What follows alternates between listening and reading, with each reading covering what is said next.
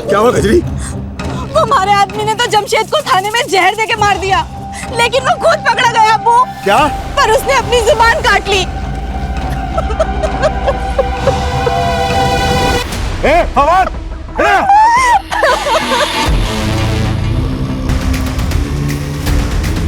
सुना तुमने?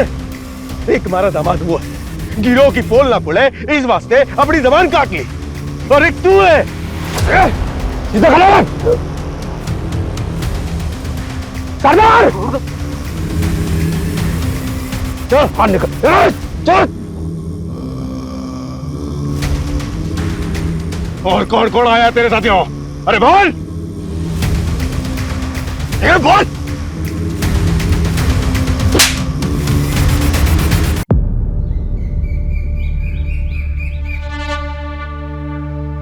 दो साल होने को आ रहे सरकार, पर अभी तक आपके होने वाले जमाई ने एक थाल न भरी। रीत तो रीत होवे से सरकार, आप या हम, हमारी बिरादरी में सबने निभाई से। बिल्कुल खरी बात करी तन्ने। दिलावर, तारे छोरे और हमारे छोरी की सगाई इसी शर्त पे हुई थी कि उसके साथों थाल भर के पूरे बिरादरी के सामने असली मर्द बन के दिखावेगा, लेकिन उससे एक भी थाल तो भरी ना गई अब तक। मैं क्या करूं सरकार? करना तन्ने नहीं, तारे छोरे ने 2 दिन के बीत के थाल भर के दिखावे, वरना तन्ने पता है कि क्या होएगा उसके साथ।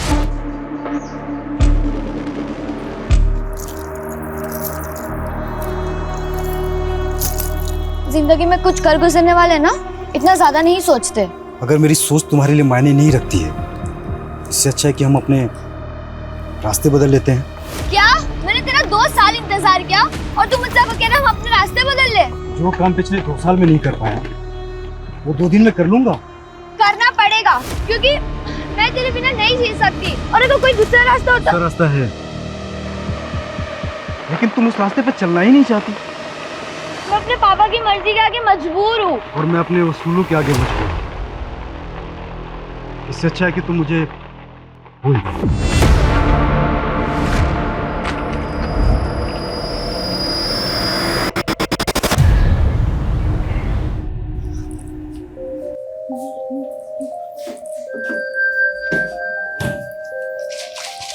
दीदी, सिर्फ 15 दिन रह गए हैं आपकी शादी को, और मम्मी पापा को तो देखो, इन्हें लगता है कि शादी के बाद आपका नया जन्म होने वाला है।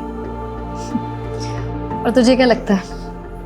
मुझे डर लग रहा है। मैं तो मम्मी पापा की आइडल डॉटर नहीं बन पाई, पर आपकी किस्मत पता नहीं आपके साथ क्या खेल खेलने वाली है। चिंता मत कर, सब अच्छा होगा। और तुझे भी कुछ नहीं होने दूंगी मैं, ठीक है? जग गई तू? हाँ मम्मी, साइकिलिंग के लिए जा रही हूँ। अच्छा सुन ना, हाँ घर जरा जल्दी आ जाना, 11 बजे तक हमें जयपुर निकलना है। और तुझे पता है तेरी शादी का लहंगा रेडी हो चुका है, और बाकी की जो शादी की शॉपिंग बची है ना, आज जयपुर में कर लेंगे।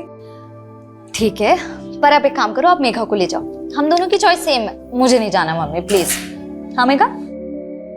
हाँ दीदी। हाँ तो ठीक है ना भाई, तुम और मेघा जयपुर चले जाओ। आज मैं और वर्षा शांति से चेस का मैच खेलेंगे, ठीक है ना? चलो मैं चलती हूँ। ये क्या कर रहा है तू?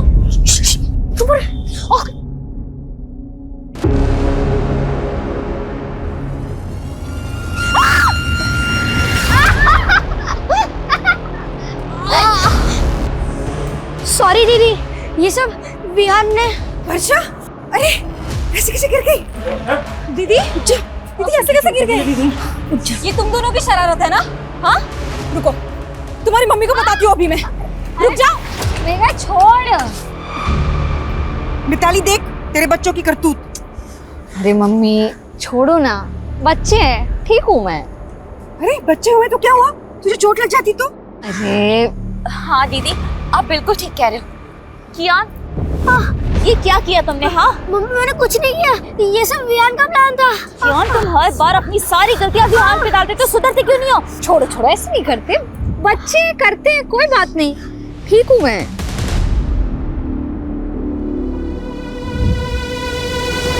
अरे चैंपियन, क्या हुआ? मैंने तुम्हें सेव कर लिया था ना, तब भी गुस्सा हो? वर्षा दीदी, मैं आपसे गुस्सा नहीं, ये सब विहान की और स्मार्टनेस है, और मम्मी विहान की हर मिस्टेक पे मुझे डांटती है। बोला था ना आपको, सौतेली माँ सौतेली ही होती है। अरे नहीं कियान, ऐसे नहीं बोलते। पर मैं हूं ना। पर आप तो शादी करके अपने हस्बैंड के पास चली जाओगे, क्या आप मुझे अपने साथ नहीं ले जा सकती हो?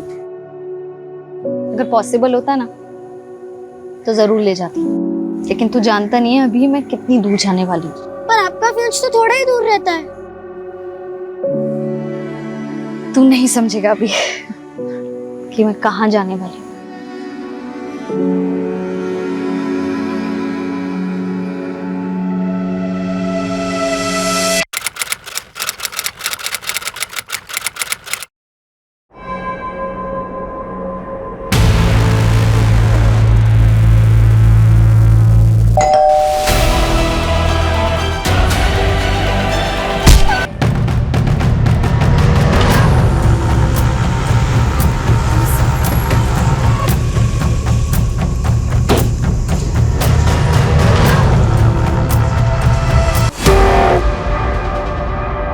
अभिषेक, जी मैडम। आप ही ने कॉल किया था? जी मैडम, हम लोग जगदीश भाई साहब के पड़ोसी हैं और इनकी मेट सुबह जब काम पे आई तो इसी ने सबसे पहले सब कुछ देखा।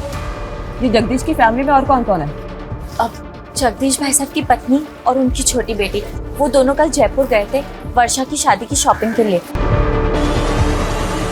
देख के लग रहा है जैसे घर में लूट भी हुई है। तो शायद उंगली में अंगूठी होगी, निकल नहीं रही होगी तो उंगली काट गई और उनके गले में चेन का निशान है। आप लोगों को शक है किसी पे? कौन जगदीश और उनकी बेटी को इस तरह से मार सकता है? नहीं मैडम, हमें तो इस बारे में कोई अंदाजा नहीं है। पर आप तो पड़ोसी है ना, रात को शोर झगड़ा कुछ तो सुना होगा आपने। नहीं मैडम, ऐसी तो कोई आवाज नहीं सुनी हमने। सर फोर्स्ड एंट्री के तो कोई साइन नहीं दिख रहा है, लग नहीं रहा है कि कोई जबरदस्ती घर में घुसा। कहीं ऐसा तो नहीं है कि एंगल पर्सनल है और इसे लूट की शक्ल देने की कोशिश की गई है? एक काम करो, घर अच्छे से स्कैन करवाओ और फोरेंसिक बुलवाओ।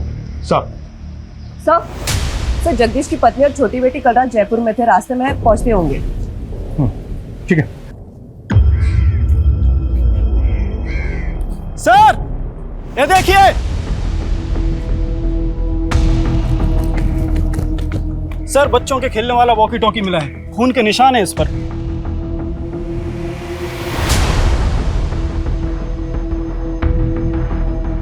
घर में कोई बच्चा भी है?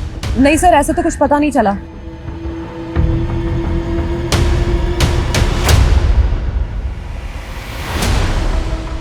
ये लोग कौन है? सर ये पड़ोसी है, इन्होंने हमें कॉल किया था।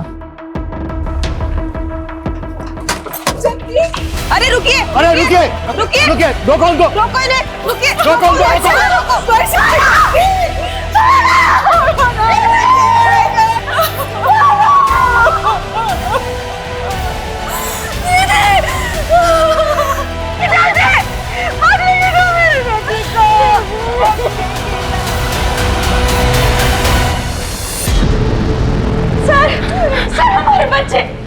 सर हमारे बच्चे कहाँ पे? आपके बच्चे गायब है? मतलब? सर हमारा बड़ा बेटा कियान और छोटा बेटा विवान दोनों घर पे नहीं है। एक मिनट, अभी तो आप दोनों यहीं पे थे, तब तो आपने कुछ बताया नहीं था और अभी अचानक से आपके बच्चे भी गायब हो गए। सर वो वॉकी टॉकी हमारे बच्चों का है सर, उसको जैसे ही देखा कुछ समझ नहीं आया तो उन्हें देखने घर चले गए सर, लेकिन वो घर पे नहीं है सर। एक मिनट, वॉकी टॉकी आपके बच्चों का तो यहाँ कैसे है? सर यही समझ नहीं आ रहा है सर, सुबह सुबह ही हम दोनों यहाँ आ गए थे, हमें लगा बच्चे अपने कमरे में सो रहे होंगे, लेकिन वो घर पे नहीं है सर। हमें कुछ समझ में नहीं आ रहा सर, आप हमारे बच्चे ढूंढ के दीजिए। सुनो, एक बार फिर घर अच्छे से चेक करो, क्विक सर।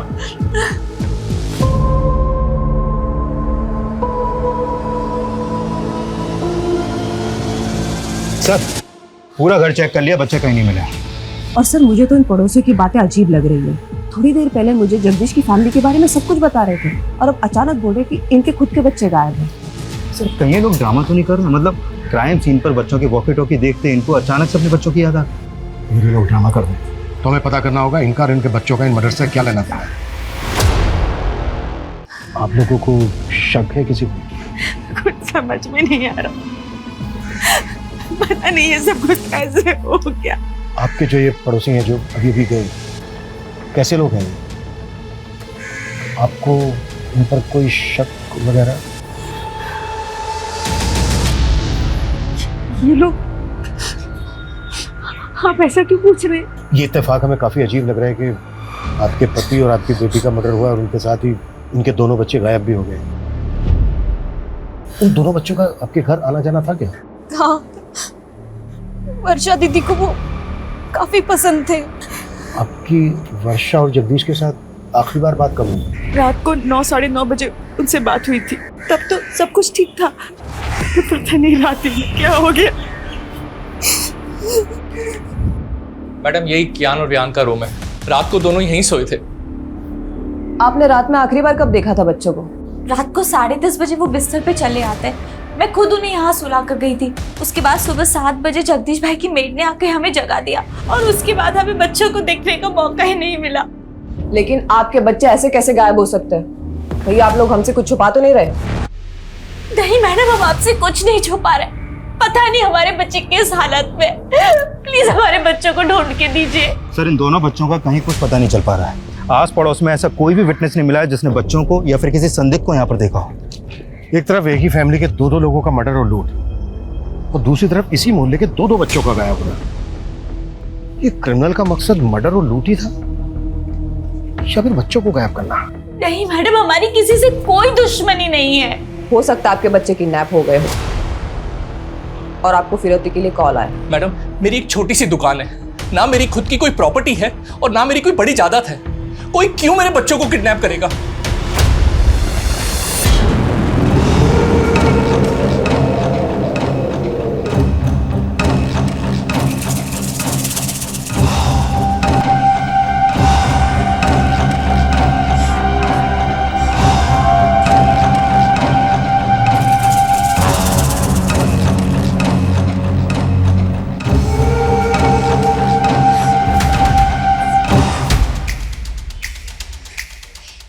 सुन, तूने मेरे पापा और बहन को मारकर बिल्कुल भी अच्छा नहीं किया है।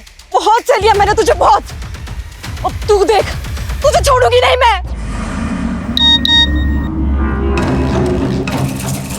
तूने मेरे पापा और बहन को मारकर बिल्कुल भी अच्छा नहीं किया है। बहुत सह लिया मैंने तुझे, बहुत। तुझे छोड़ूंगी नहीं मैं।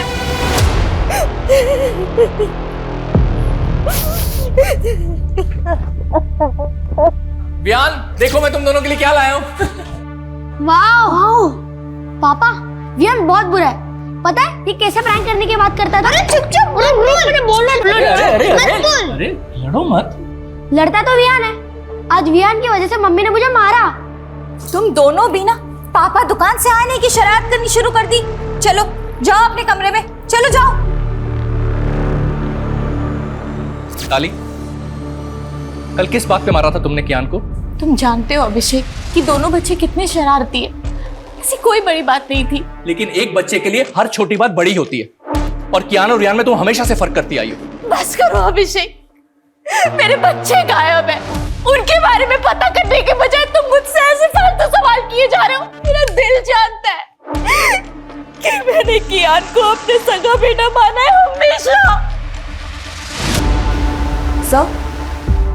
सर मैंने कियान और वियान के पेरेंट्स के फोन सर्विलेंस पे डाल तो दिए, लेकिन सर लग नहीं रहा ये किडनैपिंग का मामला है। और दोनों फैमिली किसी पे शक भी नहीं जता रही है। सर एक बात है, ये कियान और वियान सगे भाई नहीं थे। बड़ा बेटा कियान अभिषेक की पहली बीवी से था और अभिषेक ने मिताली से दूसरी शादी की है। हाँ, लेकिन इस सब का इन केसेस से क्या लेना देना? सर ये अभिषेक बहुत मामूली सी दुकान चलाता है और उसने वो भी गिरवी रखी है। वही वर्षा की फैमिली बहुत रिच है और वर्षा की शादी की वजह से उनके घर में गहने पैसे जेवर काफी थे और ये बात अभिषेक की फैमिली को अच्छे से पता थी। तो तुम्हारे कहने का मतलब ये है कि अभिषेक और मिताली ने लूट के इरादे से इतना बड़ा कांड किया और उन पे किसी को शक ना हो इस वजह से अपने बच्चों के गायब होने की कहानी बना रहे हैं? सर इस एंगल में इन्वेस्टिगेशन करके देखना तो चाहिए। सर जब हम घर सर्च कर रहे थे तो वर्षा के मेडिकल पेपर्स मिले हैं। काफ़ी सरप्राइजिंग है। वर्षा को लीवर कैंसर था। वर्षा को लीवर कैंसर था? हाँ सर, और ये बात मैंने उसके डॉक्टर से भी कंफर्म की। सर ऐसे केसेस में मरीज का बचना थोड़ा मुश्किल होता है। हाँ, वर्षा को कैंसर था। हम पूरी कोशिश करके उसे बचाना चाहते थे। हमें क्या मालूम था किस्मत उसे इतनी बुरी मौत देगी। ये वर्षा को कैंसर होने वाली बात आप लोगों को कब पता चली? वर्षा के रिश्ते से पहले या रिश्ते के बाद? डॉक्टर को जरूर कोई गलतफहमी हुई है। वर्षा की उम्र ही क्या है, उसको कैंसर कैसे हो सकता है? यही सच है उदिता। डॉक्टर की बातें सुन के तो मैं खुद डर गया हूं।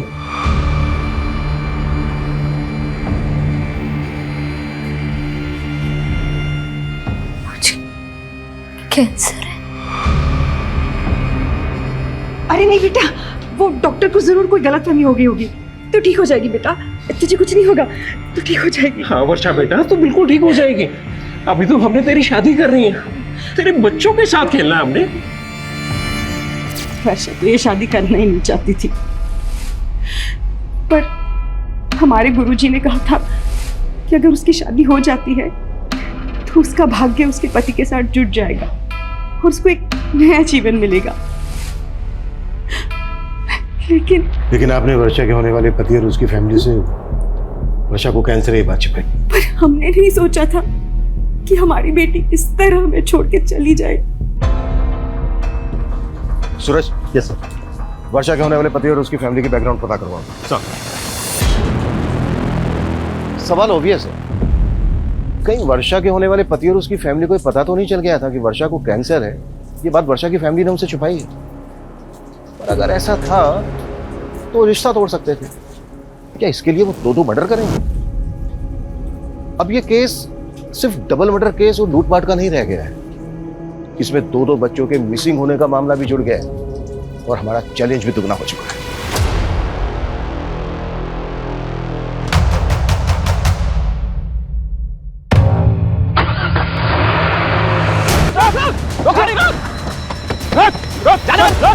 निकल बाहर। कहाँ भाग रहा है? निकल निकल। क्या हुआ? चल निकल। देर भाग रहा। पहले ये बता वो क्या है? पीछे पीछे हटिए। क्या हो गया?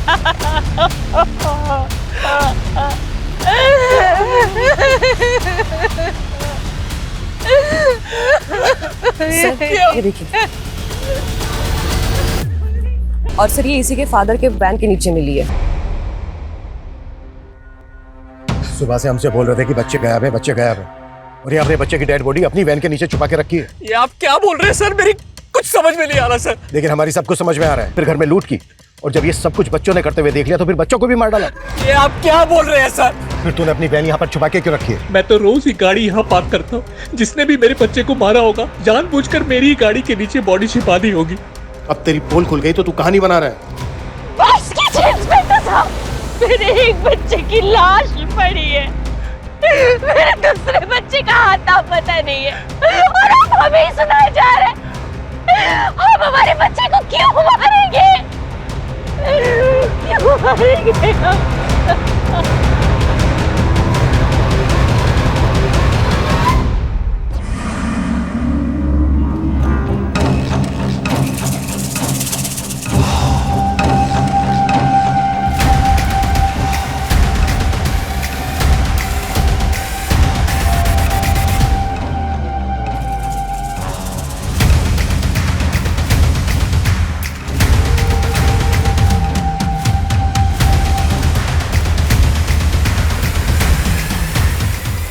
इन मियां बीवी पे बिल्कुल भरोसा नहीं कर सकते। एक मिनट, ये बड़ा बेटा क्या ये सौतेला था ना मिताली का?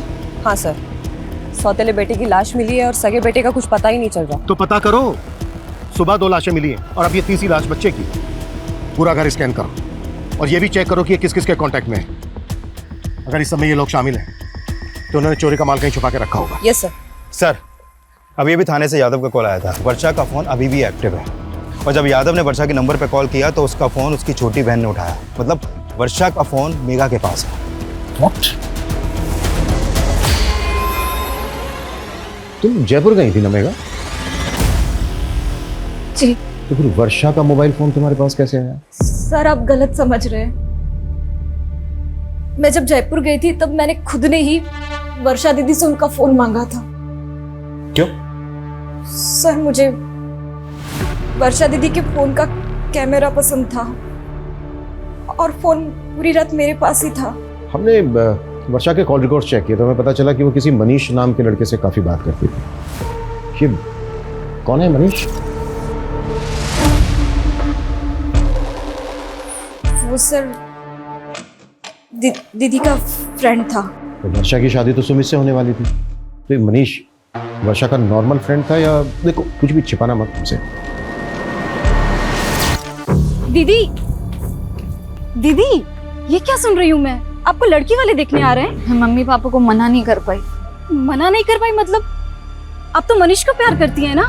हाँ, तुमने मम्मी पापा को बताया कि तुम मनीष के साथ शादी करना चाहती हो? बताया ना? बोलो ना। देखा, मैं ना मनीष से शादी करना चाहती हूँ ना किसी और से, पर मैं क्या करूँ? मम्मी पापा का दिल नहीं दुखाना चाहती जाने से पहले। जाने से पहले मतलब? मुझे तो यकीन ही नहीं हुआ कि दीदी को कैंसर है। सर, दीदी मनीष को झूठी होप्स नहीं देना चाहती थी, इसलिए दीदी ने मनीष के साथ ब्रेकअप कर लिया। मनीष को पता था कि वर्षा को कैंसर था? नहीं, और दीदी ने मुझसे प्रॉमिस लिया था कि मैं मनीष को कुछ भी ना बताऊं। तो फिर वर्षा मनीष के साथ इतनी बातें क्यों करती थी?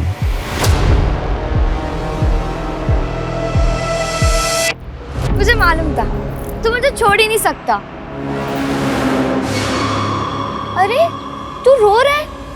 तुझे तो खुश होना चाहिए कि अपना रिश्ता एक नहीं, दो नहीं, बल्कि 4 कदम आगे बढ़ गया है।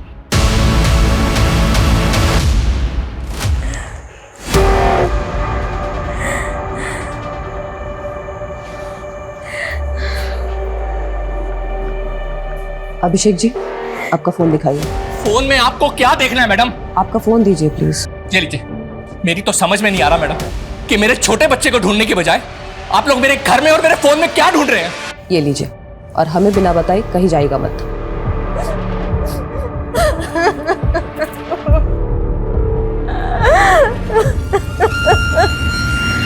सर, मनीष का फोन कल रात वर्षा के घर पर ही एक्टिव था। हो सकता है कि वो वर्षा से बदला लेना चाहता हो, क्योंकि वर्षा उसकी बजाय किसी और से शादी करने वाली थी। बुलाओ इस मनीष को। और हाँ, मेरी वर्षा की मदर से बात हुई। उनका कहना है कि पहले उनके साथ जयपुर वर्षा जाने वाली थी, लेकिन बाद में मेघा उनके साथ गई। मतलब अगर वर्षा जयपुर जाती तो उसके फादर के साथ वर्षा का नहीं, मेघा का मर्डर होता? पॉसिबल है। और सबसे अटपटा यह है कि मेघा जयपुर वर्षा का फोन लेकर क्यों गई? सूरज, कहीं कुछ ऐसा तो नहीं है कि इसके पीछे कोई ऐसी कहानी है जिसे अभी तक हम समझ नहीं पा रहे हैं?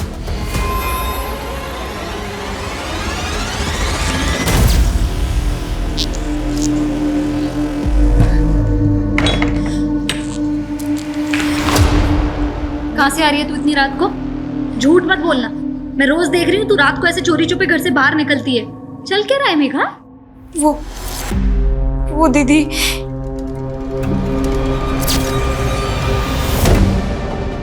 मुझे माफ करना दीदी, मेरी वजह से आप और पापा।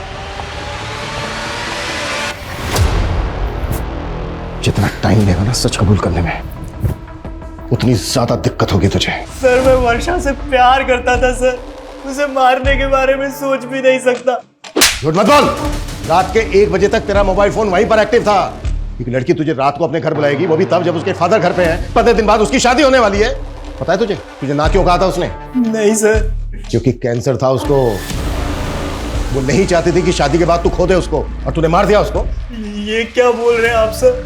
उसने मुझे बताया भी नहीं सर। उसे कैंसर था। अब अगर तुझे पछतावा हो रहा है तो सच कबूल कर ले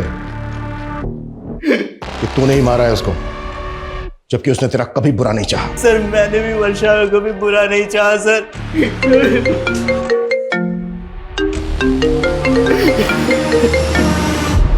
हाँ सूरज। सर, टोंक रोड के पास दूसरे बच्चे की लाश मिली है। सर, विहान की लाश देख के लग रहा है कि इसका मर्डर भी कल रात को हुआ है, लेकिन सर विहान की लाश वर्षा और क्यान के घर से करीब 1 किलोमीटर दूर टोंक रोड पे मिली है। तो हो सकता है कि इसका मर्डर कहीं और किया गया हो और फिर बॉडी को यहाँ पे लाके डंप कर दिया गया। एक बच्चे की लाश मिली है अभिषेक की वैन के नीचे। अगर अभिषेक को ये सब कुछ करना होता तो वो दोनों बच्चों की लाशें डंप करता। सवाल ये भी है कि इन दोनों बच्चों के मर्डर्स का जगदीश और वर्षा के मर्डर से क्या कनेक्शन है?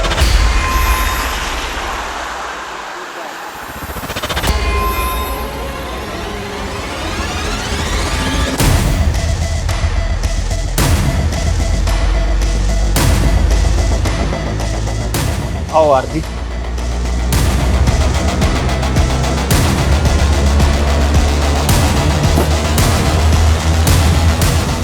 कल मैं पहले वर्षा से उसके घर पे नहीं मिला था। वर्षा के फादर के सो जाने के बाद वो घर से निकली थी, और फिर कल रात हम 11 बजे हाईवे के पास मिले थे। हाईवे के पास? जी सर। क्यों? तुमने मुझे ना कहने की वजह नहीं बताई। लेकिन आज इतनी रात को यहाँ मिलने की क्या वजह है? कहीं ऐसा तो नहीं तुम मेरे साथ भागना चाहती हो? तो अभी भी सपनों में ही है मनीष। सपने दिखाए भी तो तुमने थे और तोड़ भी तुमने दिया।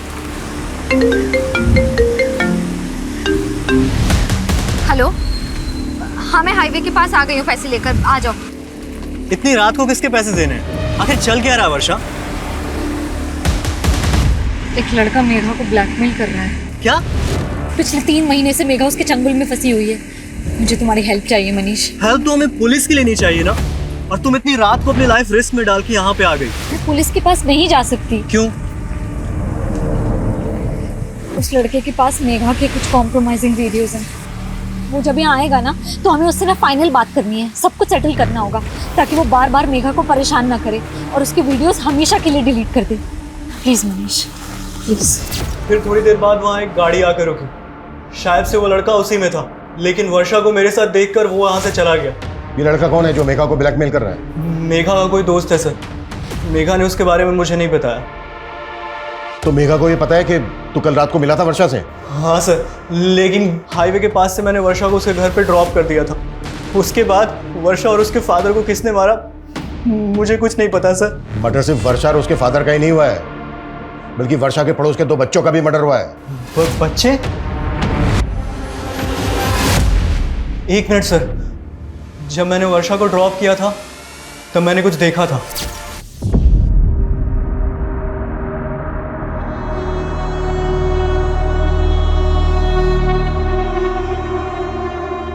ये बच्चे थे? हाँ सर, यही दोनों बच्चे थे। क्या कर रहे थे वहां पर? नहीं मालूम सर।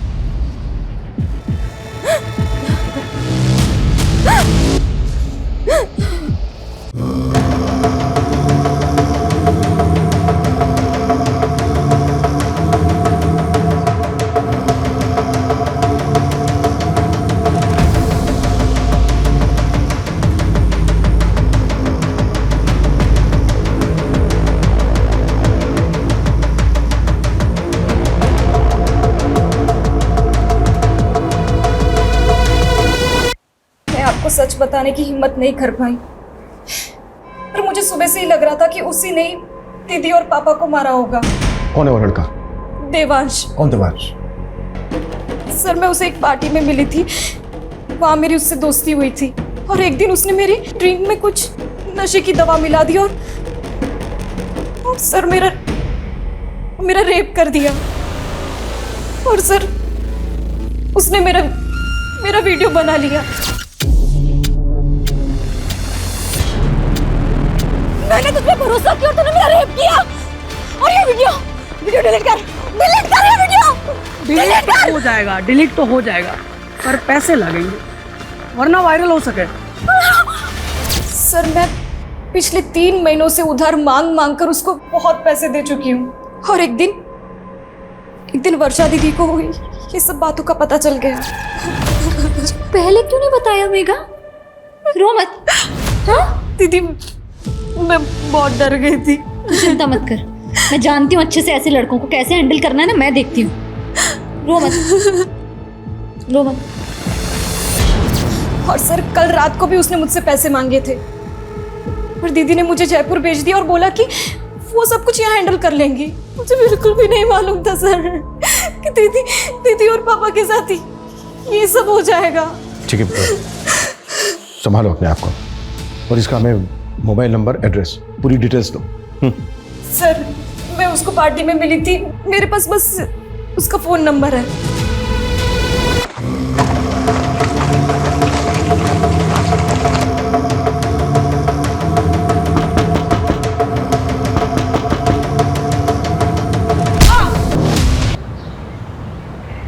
सर देवांश का नंबर आदर्श नगर के एड्रेस पर रजिस्टर्ड है, लेकिन उसका घर भी बंद है और उसका फोन भी। हमने उसका लुकआउट नोटिस जारी करवा दिया है। गुड। सर गौतम नगर में और एक फैमिली का मर्डर हुआ। व्हाट? हो क्या रहा है?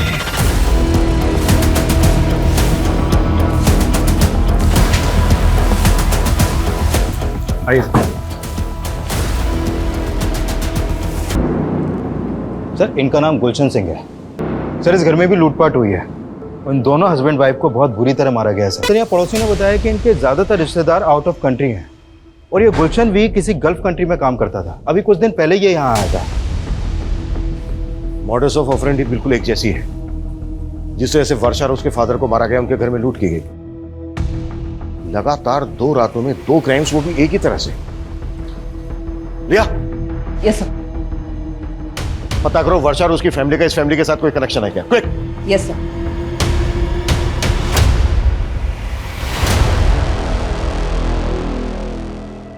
सब क्या आप पुराने गहने खरीदते हो? हाँ, कैसे गहने? सोने के?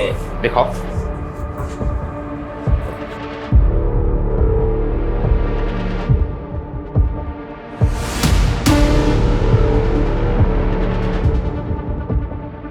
बिल है तुम्हारे पास? अरे नहीं साहब, पुश्तैनी गहने हैं। अच्छा, अभी दुकान में नगद कम है, मैं इंतजाम करता हूँ। तुम तब तक इंतजार करो, चलेगा ना? चलेगा साहब, चलेगा। सर मैंने वर्षा की मदर और सिस्टर से बात की, लेकिन वो दोनों भी इस फैमिली के बारे में कुछ भी नहीं जानती। लेकिन मुझे स्ट्रांगली फील हो रहा है कि दोनों क्राइम्स में एक ही तरह के क्रिमिनल्स इन्वॉल्व हैं।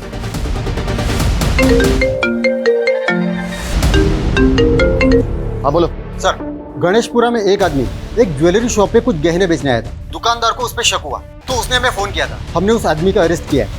गुड।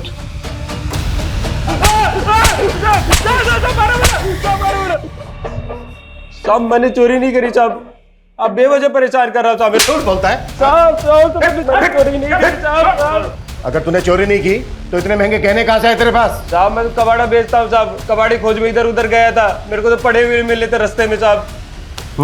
पड़े हुए मिले तुझे? पड़े हुए मिले? इतना बड़ा कांड करके बैठा है तू, और ये बोल। साहब मैं तो गरीब आदमी हूँ साहब, मेरे को तो बस रास्ते में पड़े ही मिले थे साहब। ये नौटंकी ऐसे नहीं खुलेगा।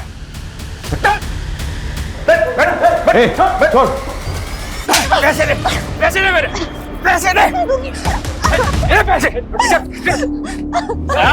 हमारी बिगड़ी है बिगड़ी। सर मेरा पति राक्षस है, राक्षस। राक्षस बोलेगी? पीछे साहब ये मुझे रोज मारता पीटता है साहब, इसे जेल में डाल दो।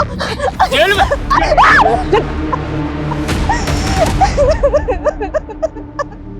सर, इतना पिटने के बाद भी ये आदमी यही बोल रहा है कि इसे गहने रास्ते में पड़े मिले।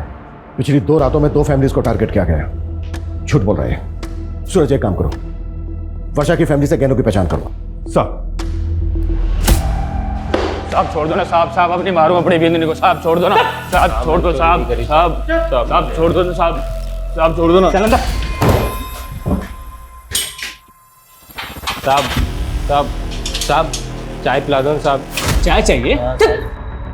साहब इसको चाय पिला दो साहब, और मुझे दारू पिला दो साहब। अरे तू चुप कर साहब, चाय ना दे सको तो कम से कम चद्दर दे दो साहब। साहब साहब चाय पिला दो साहब, ठंड लग रही है साहब, चद्दर दे दो। ये गहने देख के बताइए कि ये उन्हीं गहनों में से हैं जो आपके घर से गायब हुए? ये तो वर्षा की चेन, कंगन और बालियां हैं। क्या झूठ बोल रहा है? यादव ताला खोल। कैसा? कमियों ने हमारी नींद हराम कर रखी और तुमने सोने दिया इसको। चलो। ऐसा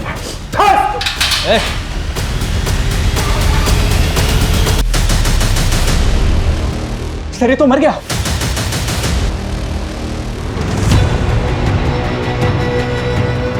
कैसे हुआ ये? क्या खिलाया इसको? मुंह से झाग निकल रहा है इसके, जहर कहां से है इसके पास? सर जहर के बारे में मुझे नहीं पता, बल्कि सर ये चाय मांग रहा था, हमने चाय भी नहीं दिया।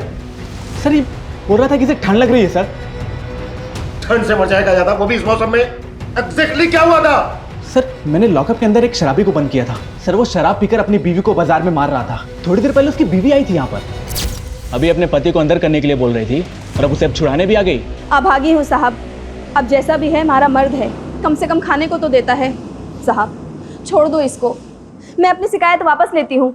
साहब छोड़ दो ना साहब, साहब अब नहीं मारूंगा कभी अपनी बींदड़ी को साहब। वो साथ लेके गई उसको? कब आई थी? कितनी देर पहले? सर तकरीबन 15-20 मिनट पहले। 15-20 मिनट पहले? ज्यादा दूर? मुझे बाहर का सीसीटीवी फुटेज दिखाओ। Quick quick quick quick. Okay साहब। जल्दी। एक मिनट पीछे करो, पीछे करो। बस 20 मिनट हुए। इन दोनों की फोटो सभी बीट चौकी और पेट्रोलिंग टीम को भेजो, कैसे भी करके अंदर चाहिए मुझे। मूव।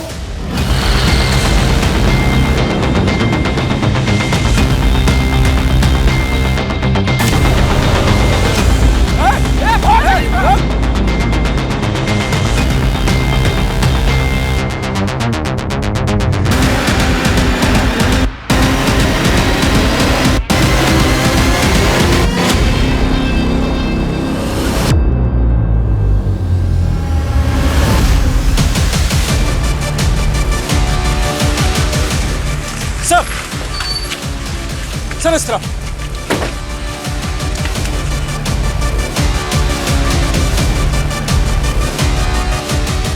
संजय उधर चेक कर। जा।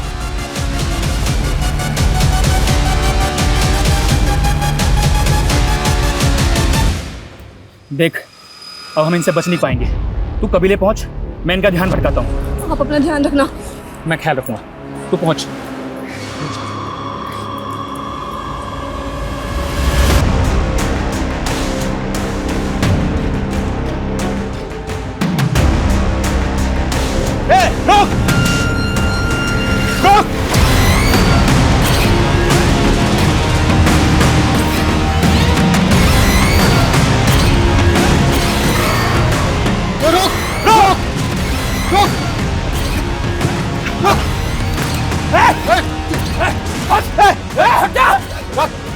चल गोली मार दूंगा मैं तुझे। चल मार दूंगा मैं। चाकू नीचे रख। चाकू नीचे रख। देख गोली मार दूंगा मैं तुझे।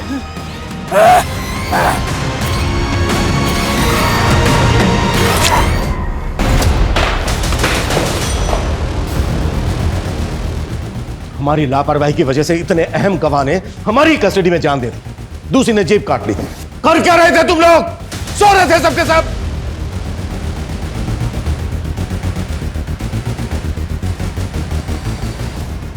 ये कोई आम लोग नहीं है, बहुत खतरनाक गिरोह है।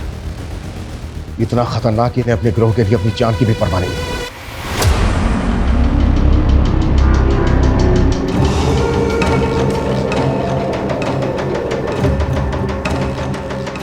सूरज, पता करो फिलहाल अपने एरिया में कौन कौन से गैंग एक्टिव है।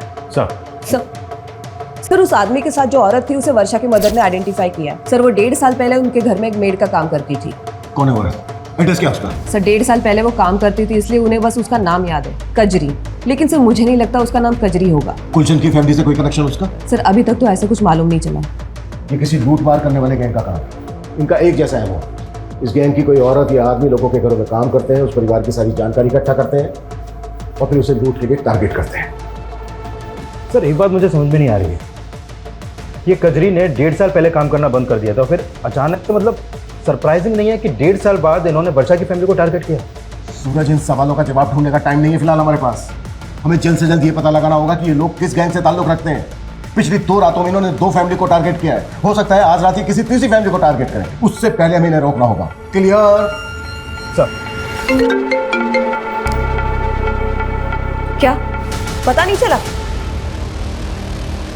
सर कांस्टेबल यादव का अभी तक कुछ पता नहीं चला।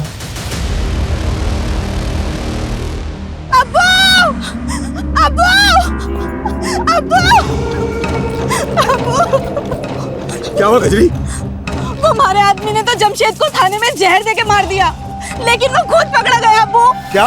पर उसने अपनी जुबान काट ली। फवाद,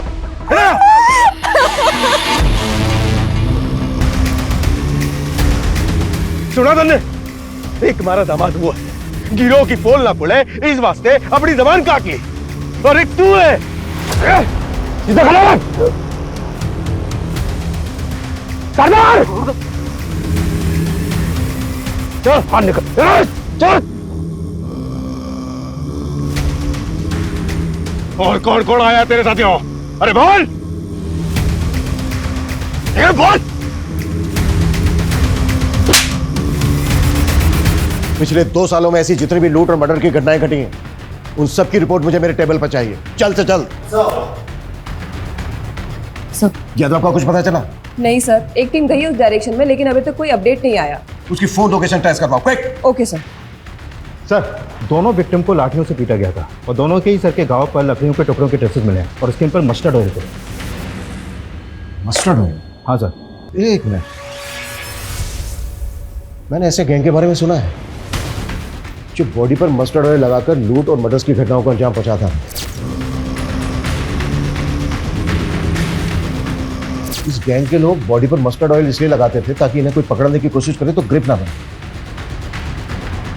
पिछले साल भरतपुर में इस गैंग के लोगों ने कई घटनाओं को अंजाम पहुंचाया, लेकिन सर इससे पहले तो अपने एरिया में ऐसी कोई वारदात नहीं हुई। आमतौर पर इस गैंग के लोग शहर के आउटस्कर्ट्स में आकर बस जाते हैं। आई थिंक 7 मारू नाम था इस गैंग का। सूरज, शहर का जितना भी बाहरी एरिया है सब जगह अपनी टीम भेजो, quick. Sir. Sanjay. Sir Yadav ji का फोन नेटवर्क में नहीं है। शिवगढ़ के जंगलों के पास उनका फोन लास्ट एक्टिव था। शिवगढ़।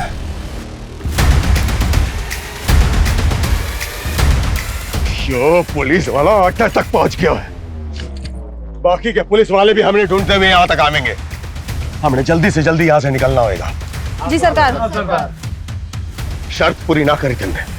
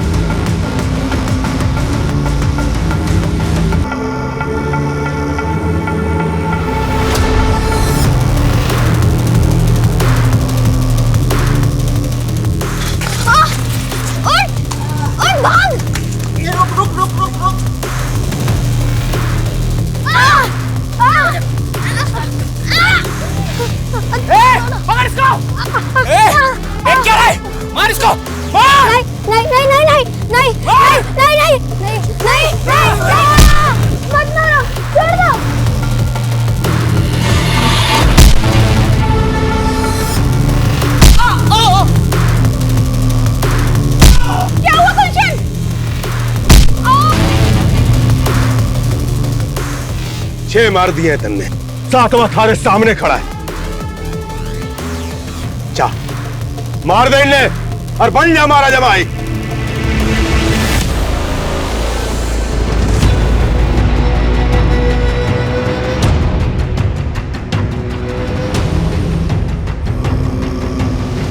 मार फवाद, इसको मार।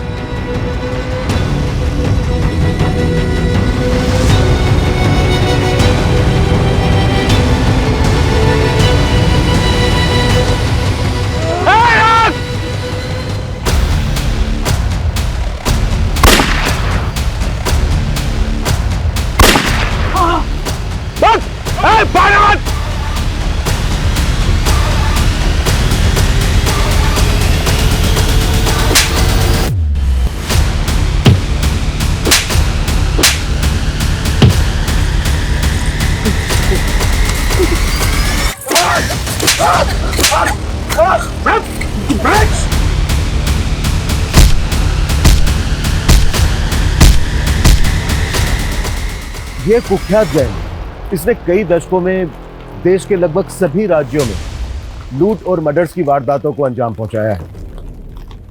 ये इस गैंग के समुदाय का एक छोटा सा टुकड़ा है जिसको हमने गिरफ्तार किया है।